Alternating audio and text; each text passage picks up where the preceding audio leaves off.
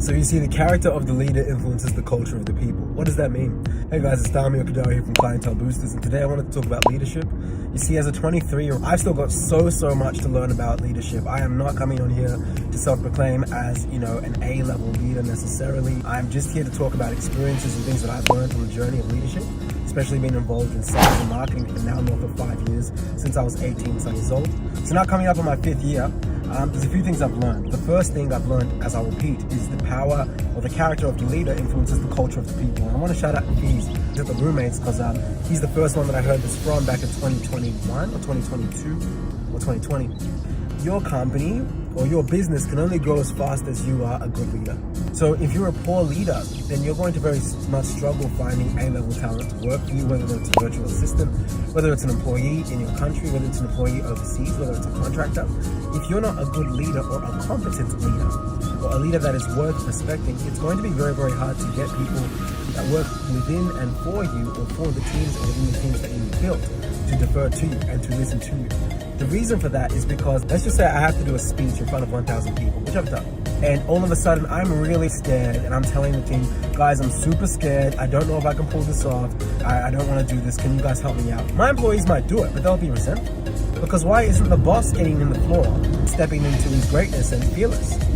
So now, even that the person or the employee might take that step and go ahead and do it, they're now going to be thinking, okay, I can't even respect the boss. I might work for a different boss, because if the boss isn't competent enough to do the speech, and I am, then perhaps this is not a company that's going to give me space for growth. So another example of this is to bring it personally, let's just call it South Central. When we went to Sydney for the first time, and we started creating content in Sydney, and we had to record to Sydney, and we were talking to Love Island cast members, and there were various complications in, arranging the right venues and making sure that everything was going to go well and get there on the right time, etc. I think the day before the team and I flew out to Sydney, I was asking everyone, how are we feeling? And a few of them were they're a bit nervous, they just wanted to go well, this, that, and the third. And I was like, guys, we're going to be fine. Was I nervous? Was I feeling certain emotions? Perhaps. Was I going to let that permeate the conversation and be that subject matter? Absolutely not. Because it is my role to be as convicted in what the team and I are building, irrespective of how I might feel. So it's the role as the leader, and it's not about not being not vulnerable. Vulnerability is fine, but being selectively vulnerable is equally important. If I said, guys, listen, this is one of those opportunities where we have the opportunity to really put Australia on the map. Melbourne trusted us, perhaps it's time to spread our wings. Does that come with certain risks associated? Absolutely, but same did us making the first season in Melbourne.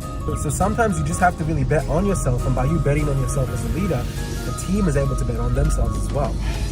Another example, a clientele booster. So when I was 20 years old, this is maybe early COVID 2020 in Australia, I had the opportunity to work with 2 politicians on 2 campaigns, and I was very green to Facebook ads at the time.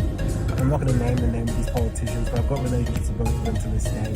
One of them was the ex-mayor of Werribee, and that was a referral from Wyndham TV. Shout out to Tim at Wyndham TV. He was a client of ours for a few years. He was a great guy, such a great gentleman. And I was green to Facebook ads, but I understood that this was an opportunity that I couldn't miss. It was going to be a really great case study, and I knew I could do it. And issues came, when you're dealing with a politician, there's certain things that you have to be aware of, and certain social nuances that I was not exposed or familiar to at the time. But I bet on myself, and I said, listen, I'm going to go ahead and I'm going to figure this out. I'm going to figure out how she can get reelected. She told me who her competitors were. I was looking at what her competitors were doing.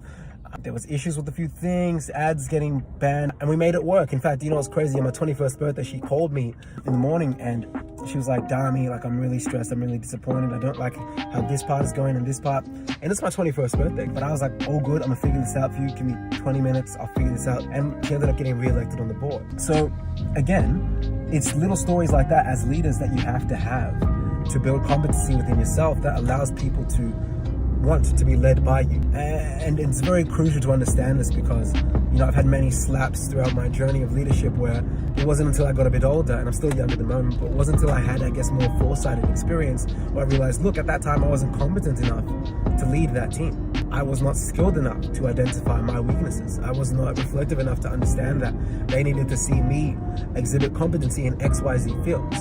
Or maybe that's why that team member left. Maybe that's why that person wanted to join that competitor. And those things hurt, and oftentimes those lessons are bipartisan, are painful and expensive, but those lessons are also what build grit and gratitude and reflection. So guys, yeah, as I said, the character of the leader reflects the culture of the people, and it's really important to internalize this, and it's going to be a key factor as well for all the leaders that building their first six-figure venture, making a couple $1,000, or maybe you're doing $500,000 to $1 million per year. You see, if you're a business owner that's doing $500K to $1 million per year, then click the link below. There'll be a link to Clientele Boosters. You can learn more about what we do, how we help entrepreneurs scale using what we call mega communities. And in the building of mega communities, you see a lot of these principles in terms of understanding your character are crucial. Anyway, guys, that's it for me today. Much love, peace, and take it easy. Bye-bye.